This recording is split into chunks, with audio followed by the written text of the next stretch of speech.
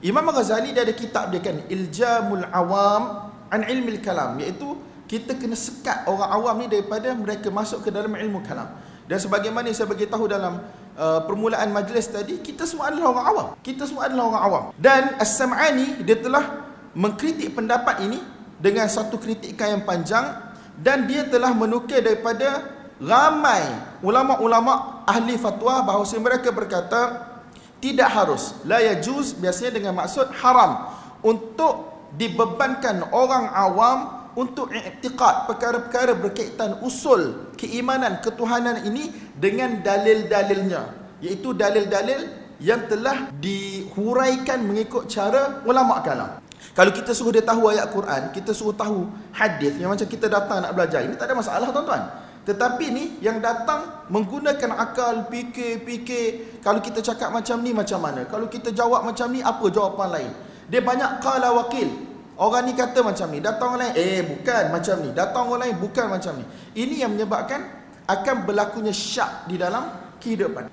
Dikatakan Jaham Ibn Safwan dia meninggalkan sembahyang 40 hari disebabkan pada waktu tersebut dia berada dalam syak. Dia sedang berfikir berkaitan dengan ketuhanan. 40 hari dia tak salat tuan-tuan. Sedangkan kalau kita tengok Nabi SAW diutuskan oleh Allah bukan kepada orang yang telah beriman. Nabi diutus kepada siapa tuan-tuan? Diutus kepada orang yang kafir, musyrik. Betul tak? Tetapi tengok hadis-hadis yang sampai pada kita. Tengok ayat-ayat Al-Quran yang Allah SWT turunkan kepada Nabi SAW. Dengan cara itu sahaja Nabi SAW telah mengajak mereka kepada keimanan kepada Allah SWT.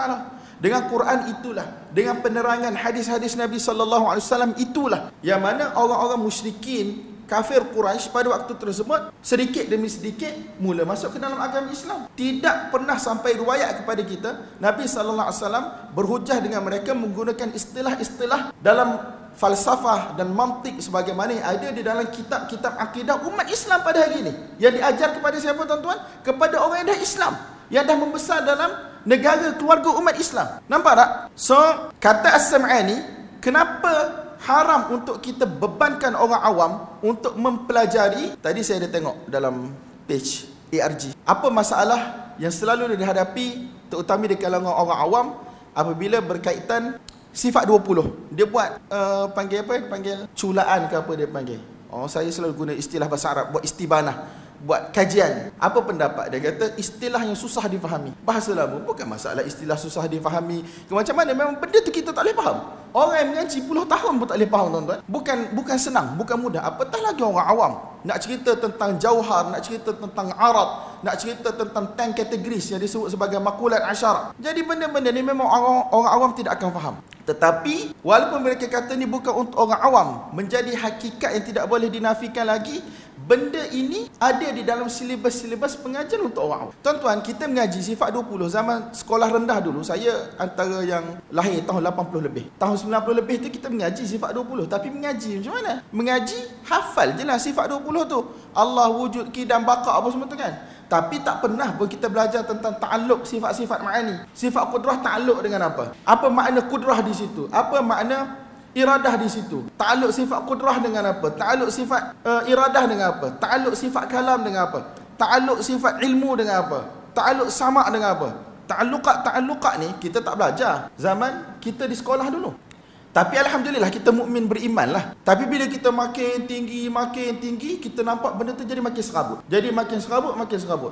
Sebab mungkin aliran pengajian kita pergi ke arah hadis awal-awal lagi, kita jadi serabut awal. Tetapi orang yang mana membesar dengan cara macam tu, dia tak serabut, dia rasa syok. Sebab kena dengan akal dia, nampak power boleh sebut. Kita cerita tentang wahdaniyah Allah SWT. Allah Maha Esa. Tidak ada sekutu bagi Allah. Bagi Allah segala sifat kesempurnaan. Tidak ada sesuatu pun yang menyerupai Allah. Cukup dah kita. Tapi kalau orang yang cara kalam, dia kata wahdaniyah ni menafikan kam munfasil, kam muttasil. Kita mengaji bahasa Arab, menatang kam ni ialah berapa. Betul tak? Jadi kita kam munfasil, kam muttasil. Berapa yang terpisah, berapa yang bersambung. Kita menatang apa ni? Tak, rupa-rupanya dia ada benda lain lagi masuk kam tu. Bukan kita tak mengaji tuan-tuan, setakat makulat asyarah yang Suja'i, apa dia panggil, innal maqulati ladaihim tuhsaru fil asri wa hiya aradun wa jawharu fa awwalun bi nafsin qama wa thani, macam mana, fa awwalun bi nafsin qama wa, macam mana ayat dia, aradun wa jawharu fa awwalun bi nafsin qama wa thani بغير داما ما يقبل القسمة بالذات فكم والكيف غير قابل بها ارتسم أين حصول الجسم في المكان متى حصول benda tu bersetakat 8 bit 10 bit tu orang hafal je, orang mengaji je. Tetapi kita sebab datang daripada aliran hadis, berasal daripada aliran salafi, kita tak boleh nak terima benda tu. Tuan-tuan, hadis Jariyah yang dipolemikkan semenjak 2 menjak ini, kan hadis Ainallah tu, tanya kepada Jariyah, Ainallah, Jariyah tu jawab fis sama'. Hadis ini tidak pernah dinilai dhaif oleh mana-mana ulama mutaqaddimin yang mu'tabar. Tidak pernah. Bahkan di dalam kitab-kitab Hanabilah, ulama-ulama yang bermazhab Hanbali, Athari, ahli hadis, mereka kata harus untuk tanya Allah di mana. Asy'ariyah kata tak boleh. Bagaimana kita nak tanya Allah di mana? Sebab ainun tu dalam 10 kategoris tu, dia kata ainun husulul jismi fil makani, iaitu keberadaan jisim. Tanya ain ni di mana ni adalah untuk tanya jisim duduk kat mana. Jadi takkan kita nak tanya ainun pada Allah. Dia kata Allah bukan jisim. Jadi tidak boleh dia tanya Allah di mana. Sampaikan kata Abdul Ghani Al-Maqdisi rahmatullahi alaih, meninggal tak silap saya tahun 600 Hijrah, dia kata siapakah yang lebih bodoh? Siapakah yang lebih bodoh akalnya? Siapakah yang lebih sesat berbanding satu orang yang kata tidak boleh tanya Allah di mana selepas Nabi sallallahu alaihi wasallam sahibus syara' tanya Allah di mana. Jadi tuan-tuan akan jumpa pertentangan antara orang yang mana dia mutaqayyid dengan syarak dan orang yang mana dia nak guna kaedah-kaedah yang dibuat oleh orang lain. Kita semakin kita belajar, tuan-tuan, insya-Allah bukan jadi semakin yakin, jadi semakin tak yakin. Kalau dia belajar dia yakin, dia tak sampai makam. Betul. Masuk ilmu kalam, kalau dia belajar dia semakin yakin, dia tak sampai makam. Kalau dia belajar maksud dia masuk dalam lagi, maka dia akan sampai kepada kekeliruan dan juga kecelaruan. Benda ni berlaku pada imam-imam mereka. Imamul Haramain Al-Juwaini, Fakhruddin Ar-Razi, Imamul Ghazali dan seumpamanya tuan-tuan. Mereka sendiri yang mengiktiraf bahawasanya mereka berada di dalam syak. Nampak tak?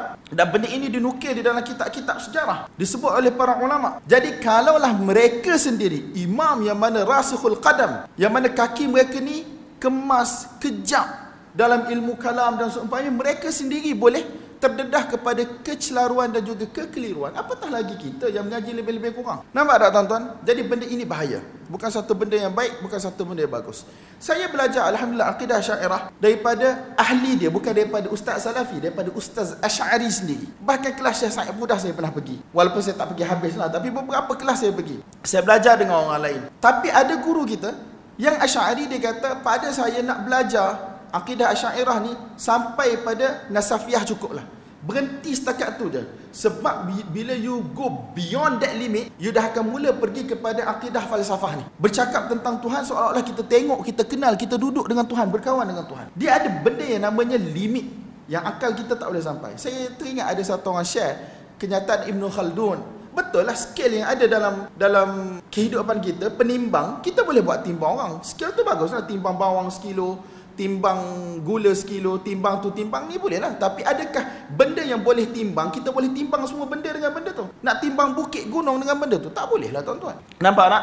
Jadi dia kata ada had limit. Setakat kitab-kitab Jawharatul Tauhid, kalau orang mengaji agama daripada awal, tak tahu berapa puluh kali dia mengaji dah tuan-tuan. Dengan pelbagai syarah yang mudah ada, syarah yang payah ada. Tak, Muqaddimah Sanusiyah, Sughra, Kharidah, Syarnubiyah. Benda ni bukan satu benda yang orang kata eksklusif, hanya puak tertentu je belajar. Tidak, orang yang rajin belajar, dia belajar daripada ahli-ahli dia sendiri. Tetapi bagi satu orang yang mana insya-Allah kalau dia telah berada di atas jalan ahli hadis daripada awal, dan dia tahu diri dia ni sangat lemah, tidak mampu untuk kaji tentang Allah lebih daripada apa yang Allah bagi tahu dan Nabi bagi tahu, dia tidak akan suka cara-cara tu. Dia hanya taslim, terima. Benda yang kita tahu, Allah sebut, Nabi sebut, kita sebut.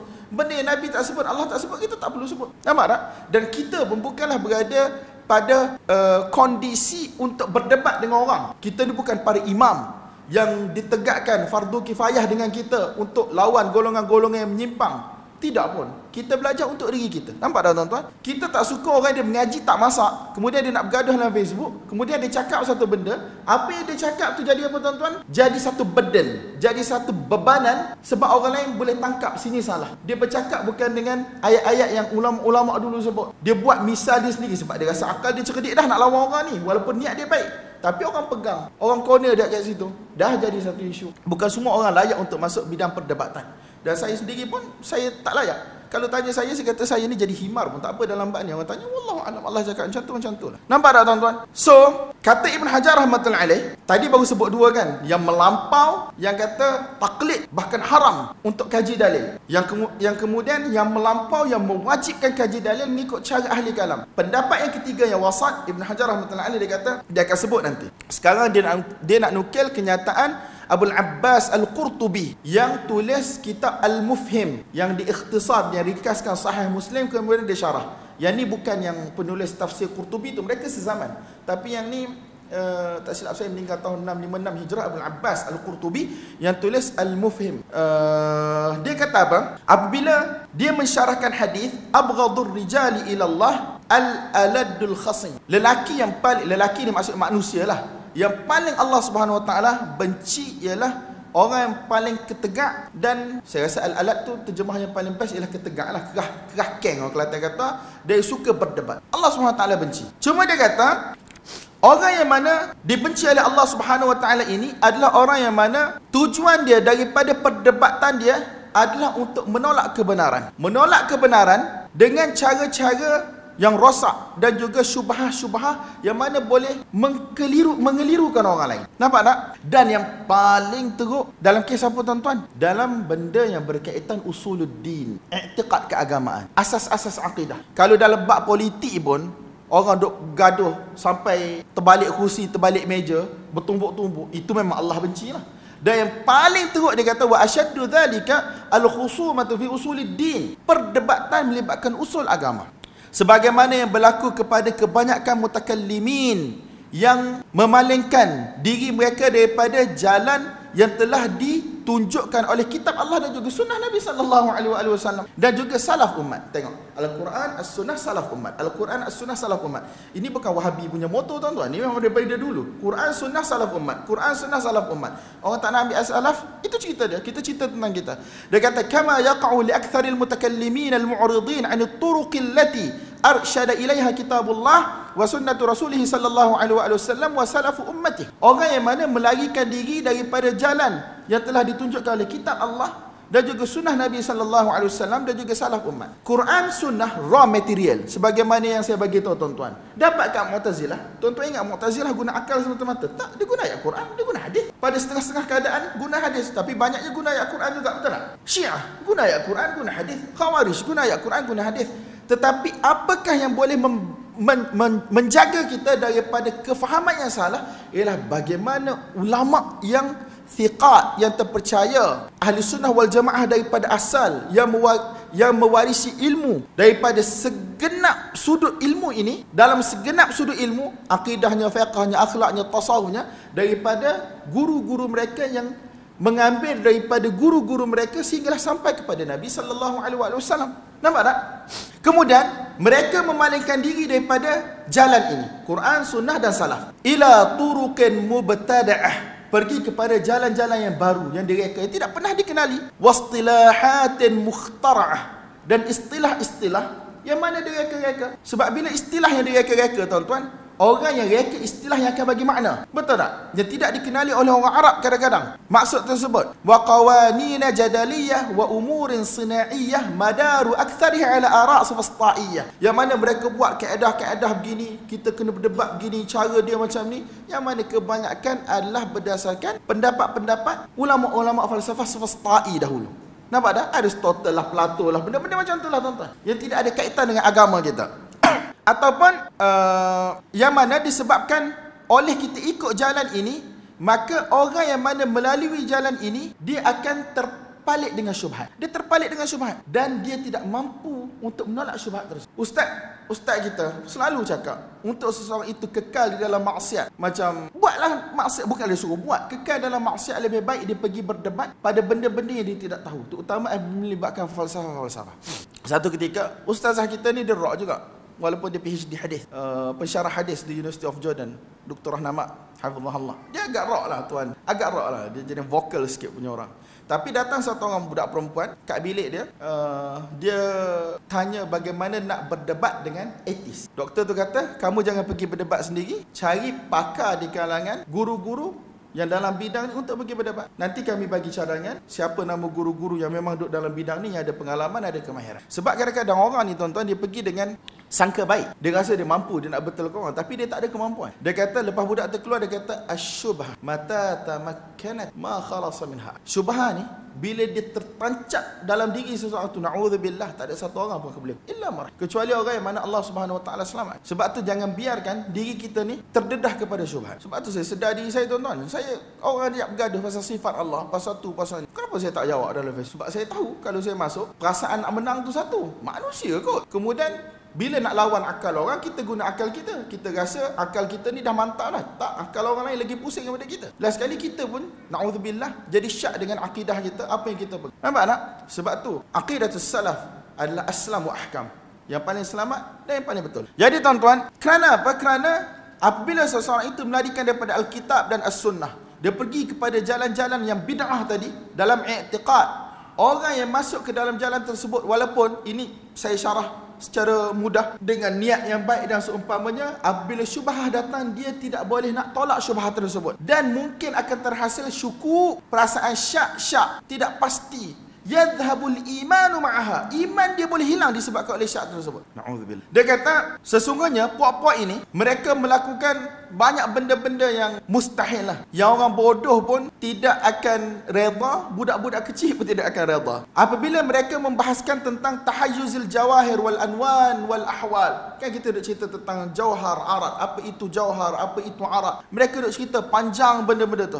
فأخذوا فيما أمسك عنه السلف الصالح من كيفيات تعلقات صفات الله تعالى وتعديدها واتحادها بنفسها. Mereka bercakap tentang benda yang mana salah tak, tentang ta'alluq dan seumpama. Ta'alluq suluhi qadim, tanjizi hadith, kemudian banyaklah benda-benda yang mana dulu apabila Allah Subhanahu Wa Taala turunkan Al-Quran kepada Nabi, Nabi bacakan innallaha huwar razzaqu dzul quwwatil matin. Dialah Allah Subhanahu Wa Taala yang mana memberi, yang maha memberi, dan dialah Allah Subhanahu Wa Taala yang memiliki kekuasaan, memiliki kehebatan. Benda-benda tu orang Arab faham dengan bahasa yang mudah. Sebagaimana saya beritahu dalam mukaddimah tadi kan, Allah menghidup memati. Nabi tak pernah cakap benda ni kena takwil kepada sifat qudrah iradat, ataupun kena takwil bawa semuanya kepada sifat takwin. Sebab apa tuan-tuan? Manusia dia mula berfikir, jadi dia kena keluarkan jawapan bagi apa yang dia fikir, permasalahan apa yang dia fikir. Sebagai contoh, bila Allah Subhanahu Wa Taala ni, sifat Allah ialah qudrah, berkuasa. Betul tak? Qudrah, berkuasa. Jadi bila berkuasa, dia kena ada makdur. Maksudnya kuasa ni mesti ada, dia ada perkaitan dengan benda lain. Bila Allah bercakap, mesti ada orang dengar. Betul tak? Saya bagi contoh yang mudah. Bila Allah bercakap, mesti ada orang dengar. Jadi takkanlah masa Allah bercakap dah ada makhluk. Kalau ada makhluk, maksudnya ada dua benda yang qadim. Sedangkan Tuhan tu yang qadim, Allah tu qadim, yang azali, yang tidak didahului oleh sesuatu pun. Kemudian kalau kita kata dah ada orang lain, makhluk lain bersama dengan Allah, jadi dua Tuhan lah sekarang, tiga Tuhan lah. Dia jadi fikir. Itu yang dia terpaksa bahaskan melalui cara ta'alluq, iaitu perkaitan sifat itu dengan muta'alliqat dia. Tuan-tuan faham tak faham tu cerita lain. Memang kita tak faham pun benda ni. Tapi kalau tuan-tuan tak faham tu mujurlah. Kalau tuan-tuan rasa faham tu masalahnya. Sebab apa dia kata? Allah bercakap, dah Allah Ta'ala ni bercakap, mesti kena ada pendengar, betul tak? Ataupun Allah tahu, mesti ada benda yang diketahui. Allah berkuasa, mesti ada benda yang dikuasai, betul tak? Jadi sekarang macam mana mereka nak selesaikan wujudnya dua benda yang qadim pada satu masa? Jadi mereka terpaksa buat teori ta'alluq. Nampak tak? Dia kata panjanglah benda-benda yang disebut ni tentang ta'alluqat ni. Dia kata persoalan-persoalan yang dia tanya kan. Contoh dia kata, tak apalah saya tak nak bagi contoh. Sini dia kata apa? Selepas dia sebut beberapa isu-isu dalam masalah kalam berkaitan dengan sifat Allah Subhanahu Wa Taala, dia kata apa? Wa ila ghairi dzalika mimma ibtada'uh. Antara perkara-perkara daripada sejumlah perkara-perkara yang mana mana mereka telah reka-reka. Mimma lam ya'mur bihi syara'. Syarak tidak suruh pun kita bercakap dengan percakapan yang sedemikian. Ini Al-Qurtubi, ni lewat dah tuan-tuan. Kurung ke-6 dah ni. Wasakata anhu sahabah wa man salaka sabilahum. Dan sahabat dia senyap tidak bercakap benda ni.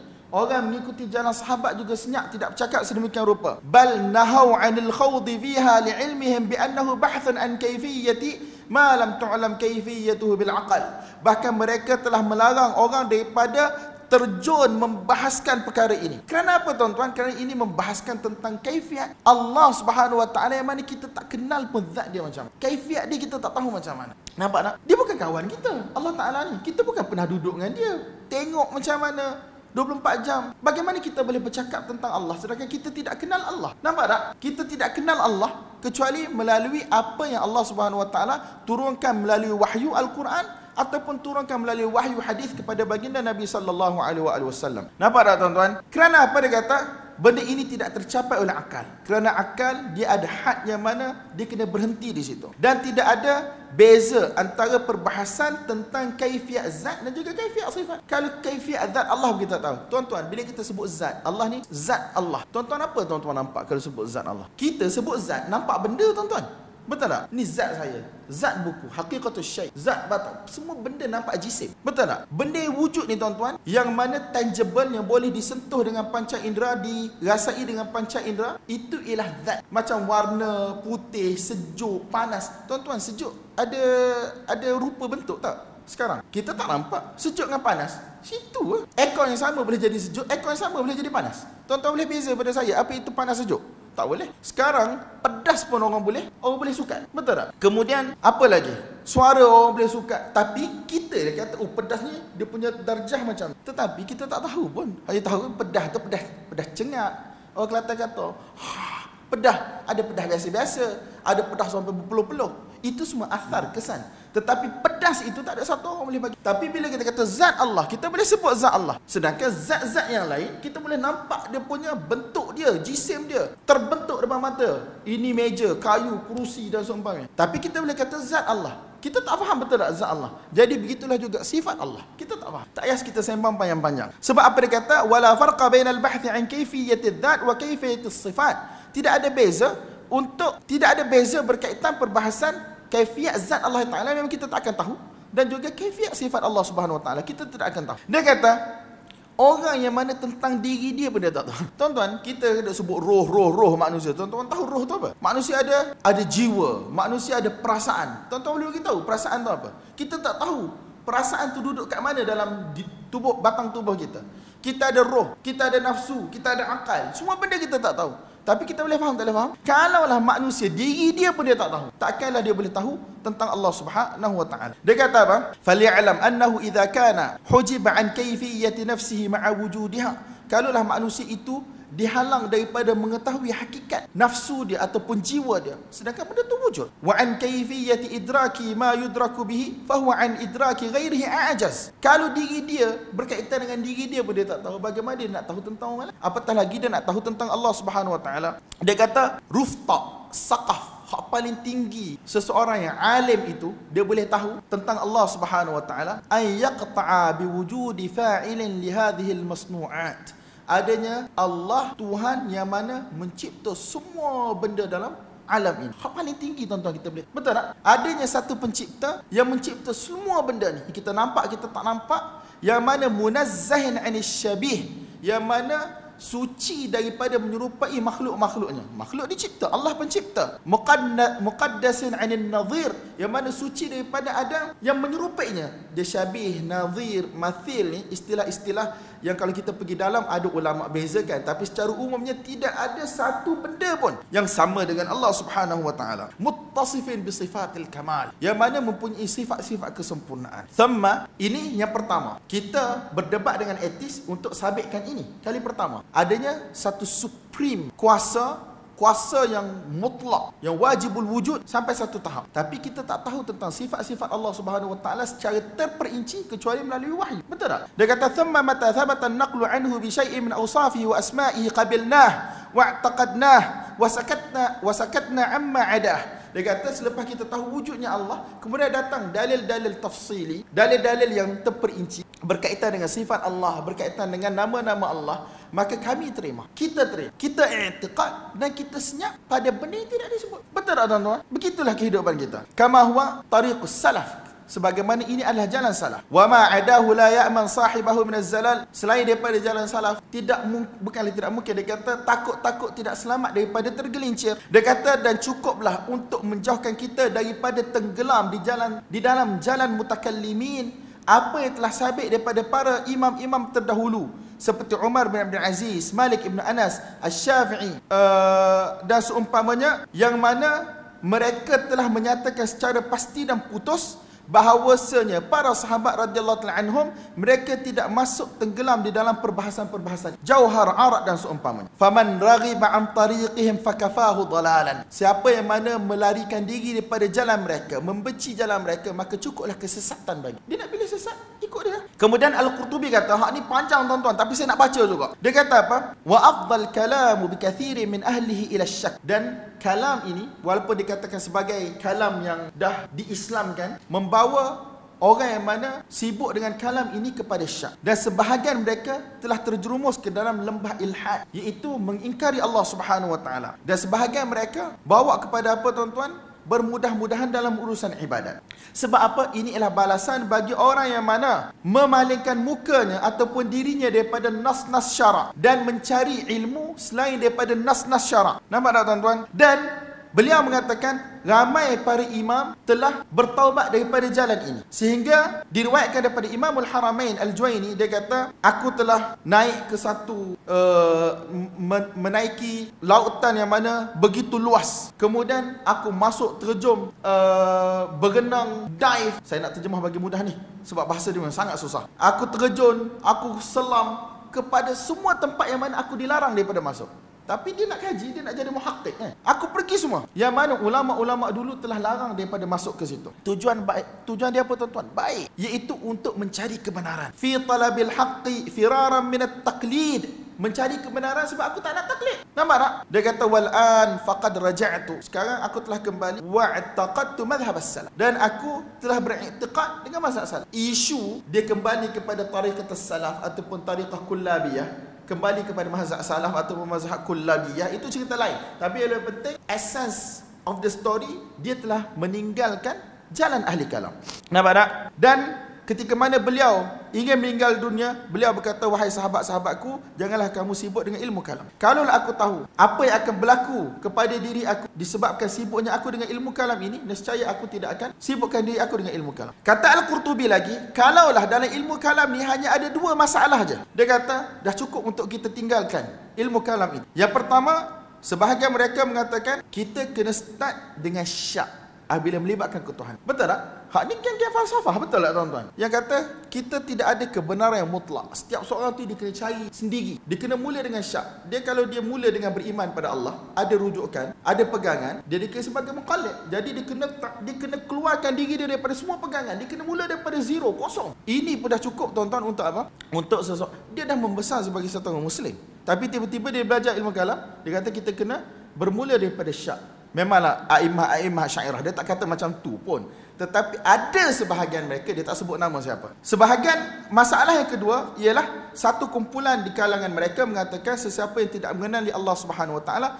dengan cara yang telah disebutkan oleh ahli kalam, maka iman dia tidak sah. Kalau ada dua masalah ni, satu bermula dengan syak, kemudian nak keluar daripada syak tu kena guna cara ahli kalam. Cukup je ada dua benda ni sahaja tuan-tuan, sudah cukup untuk menyebabkan kalam, ilmu kalam itu apa orang cakap, dicela dan dicerca. Kemudian Al-Qurtubi rahmatullahi alaih ketika mana dia syarahkan hadis tu, di hujung-hujung dia kata apa? Aku minta maaflah sebab aku bercakap panjang tentang isu ini. Dia bahas hadis abghadun nas ataupun abghadur rijal ila Allah Subhanahu wa taala, al-aladul khasim tadi tu kan. Dia kata sebab apa? Kerana bidah ini telah tersebar di kalangan manusia. Nampak tak? Dan ramai orang yang mana telah terpedaya dengan bid'ah ini, maka wajib ke atasku untuk memberikan nasihat, dan Allah SWT memberi hidayah kepada siapa yang dia kehendaki. Nampak tak tuan-tuan? Panjanglah. Ibn Hajar rahmatullahi alaih dalam bab ni dia bawa nukilan yang sangat panjang. Tuan-tuan kena sabar sikit lah tak? Sebab ini mukaddimah. Bila mukaddimah ni kalau tuan-tuan faham, insya-Allah. Selepas tu kita boleh baca laju-laju. Jadi pendapat yang pertengahan ni saya tak sempat nak cari sebab saya baca di PDF ni. Saya minta tolong dengan Ustaz Rosfan untuk bawa buku. Saya tak bawa saya punya Fathul Bari saya. Jadi pendapat pertengahan pada saya ialah untuk nazar ni bagi orang Islam tak perlu dengan cara-cara yang melibatkan ilmu kalam. Tetapi dengan orang non-Muslim mungkin kita suruh dia kaji, fikir. Tetapi pada saya berpada dengan cara Al-Quran ajak berfikir. Tidakkah kamu lihat penciptaan langit, bumi dan seumpamanya? Nampak tak? Kalau tak, selain daripada tu, benda itu semua ialah orang panggil akliyat. Benda yang berada dalam akal yang kita tak pernah nampak, kita tak pernah lihat. Kita tak pernah sentuh, tak pernah rasa. Jadi kita tak tahu hakikat dia. Bercakap masing-masing yang panggil rajman bil ghaib. Nampak tak? Rajman bil ghaib ni maksud dia orang kata membuta tuli lah, dia cakap macam tu. Dia tak pernah tengok, dia tak pernah rasa, dia tak pernah lihat. Nampak tak tuan-tuan?